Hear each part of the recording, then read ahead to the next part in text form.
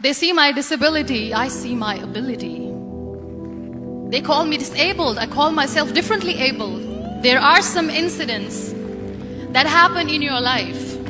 Those incidents break you, deform you, but they mold you into the best version of you. And the same thing happened to me. I was 18 years old when I got married. My father wanted me to get married. And all I said was, if that makes you happy, I'll say yes. And of course, it was never a happy marriage. Just about after 2 years of getting married, I met a car accident.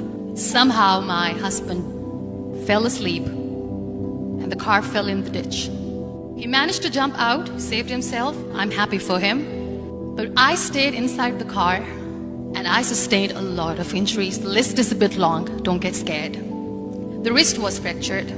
Shoulder bone and collarbone were fractured. My whole rib cage got fractured. And because of the rib cage injury, lungs and liver were badly injured. I couldn't breathe. I lost urinary bowel control. That's why I have to wear the bag wherever I go. 3 vertebrae of my backbone were completely crushed. And I got paralyzed for the rest of my life. I finally ended up in a hospital where I stayed for 2.5 months. I underwent multiple surgeries. One day, doctor came to me and he said, well, I heard that you wanted to be an artist, but you ended up being a housewife. I have a bad news for you.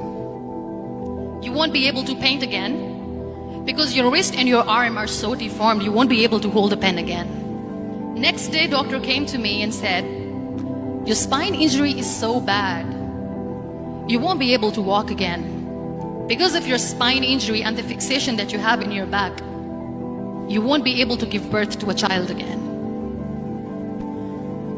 That day, I was devastated. I asked my mother, why me? And that is where I started to question my existence. Why am I even alive? And that is where I realized that the words have the power to heal the soul. My mother said to me, this too shall pass. God has a greater plan for you.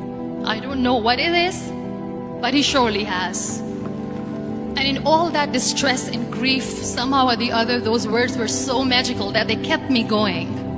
One day I asked my brothers, I know I have a deformed hand, but I'm tired of looking at these white walls in the hospital and wearing these white scrubs. I'm getting tired of this. I want to add more colors to my life. I want to do something. Bring me some colors. Bring me some small canvas. I want to paint.